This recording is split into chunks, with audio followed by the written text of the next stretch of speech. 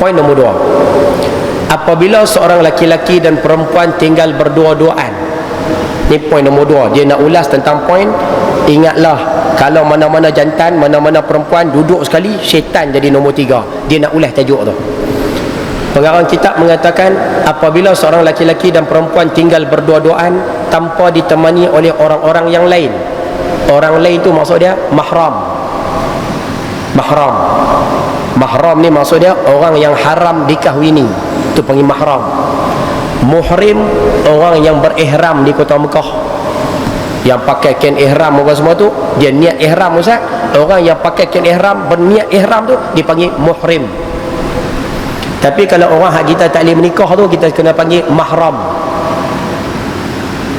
Ayah-ayah ada anak perempuan kita mahram kita lah, kita tak boleh menikah dengan dia. Ibu-ibu ada ayah tu mahram. Ibu-ibu ada pak mertua tu mahram. Ayah-ayah ada anak menakan perempuan tu mahram. Anak menakan betul lah, mahram.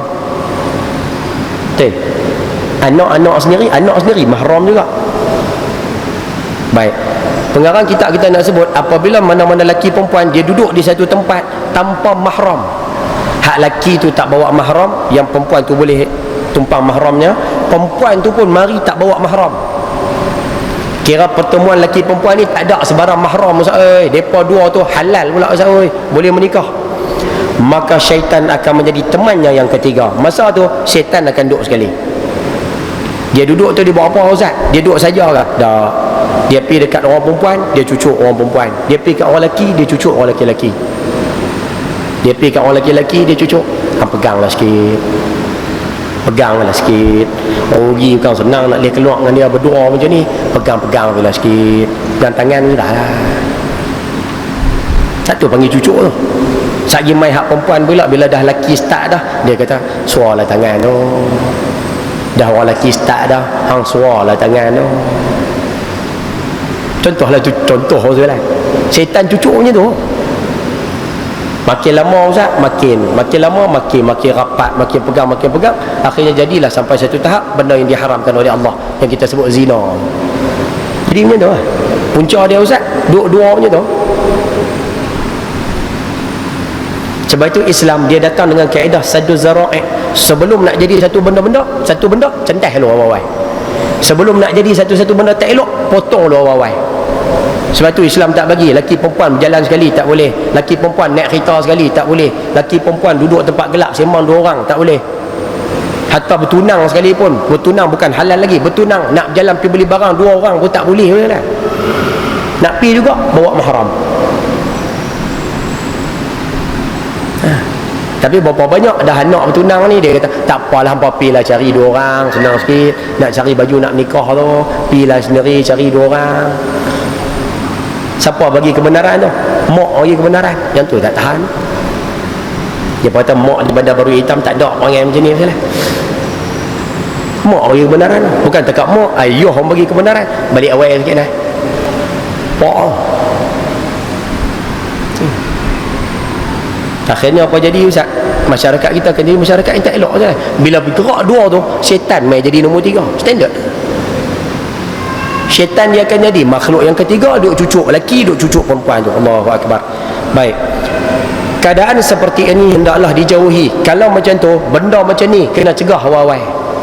Sebab tu saya pesan pada ayah-ayah yang kerja hari tu, ayah-ayah yang mana kerja, kalau kata kita nak bergerak pergi mana-mana dengan orang perempuan, kalau boleh pastikan ada 2 orang perempuan di belakang, boleh gagah kira. Kita jenis bekerja ni, jenis bergerak pimai-pimai ni, kalau kata nak bawa orang perempuan Ustaz, kawan perempuan ni pun kawan tempat kerja jugalah. Nak bawa, kalau boleh pastikan cari member seorang lagi.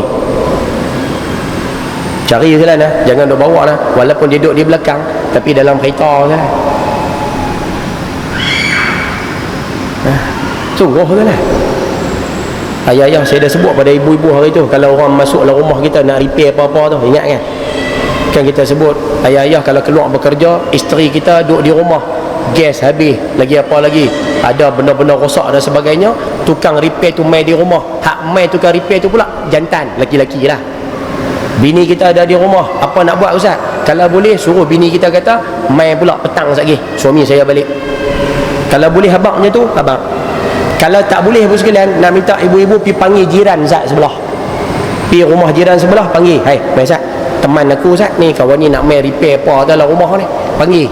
Biar dalam rumah tu ada 2 orang perempuan, perempuan sama perempuan dia panggil mahram. Bagi ada 2 orang perempuan, jadi dia duk repair seorang-seorang lelaki-lelaki tu tak apalah. Faham ke contoh saya bagi tu kan? Sungguh jangan ni masalah lah. Berapa ramai hari ni orang perempuan, dia buka pintu, dia bagi lelaki mana masuk, nak repair masuk, nak angkut tong gas masuk, padahal dia duduk seorang je dalam rumah tu. Tak boleh tu. Dia kata Allah Ustaz, oi nak angkat barang masuk, betul kalau dia cempung kita.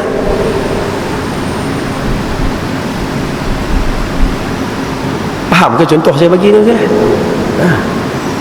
Adik-adik yang muda ni, minta maaf Ustaz saya ambil pesanan daripada Ustaz Syekh Fahmi Zamzam.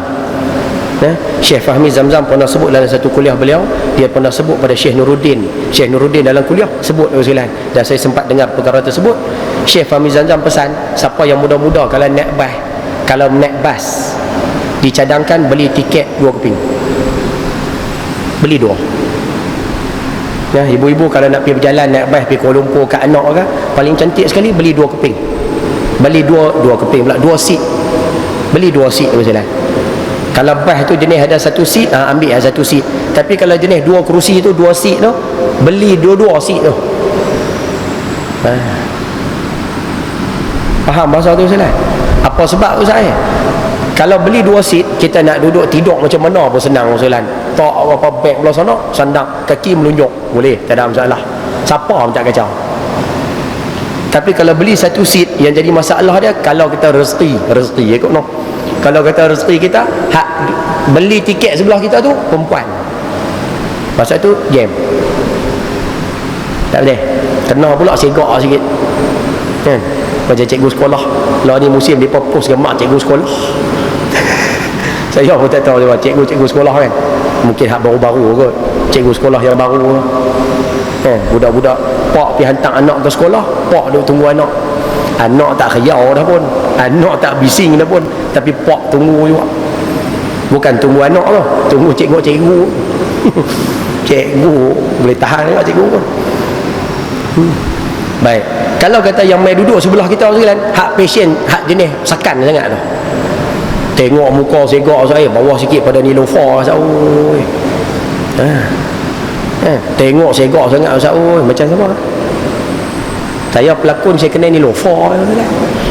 Bukan kata minat ke dia ada, tapi nama tu kan. Apalah buah bila contoh muka segak Ustaz. Cuba bayang kalau nak bas daripada pukul 10 malam tandas sampai pukul 4 pagi. Agak-agak kalau lena tu macam mana Ustaz? Kan jadi timbul fitnah lah. Kena tidur malam, kita bukan nampak apa Ustaz. Bila tidur tu kadang kepala kat tu, kalau rezeki kita dia tidur kepala dia kat tu juga, jadi botoh duduk kepala rezeki tu. Kalau kata jatuh kepala Ustaz, ataupun kita tidur sebelah dia dalam keadaan tak tertidur Ustaz, duduk jaga pasal sebelah kita segak, masa tu mata kita akan jahat, setan duk cucuk tu. Hang tengok bila tak tengok rugi, dia duk lena tu, hang tengok bila buat-buat lah ambil barang. Macam pengalaman ni nampak gaya Ustaz no, dia tengok orang. Sungguh tu lah. Allahu Akbar. Sedangkan perkara tersebut diharamkan oleh Islam, tak boleh Ustaz. Tak boleh. Tapi Nabi sebut bila laki-laki duduk dengan perempuan, memang syaitan akan buat macam tu. Baik, semua.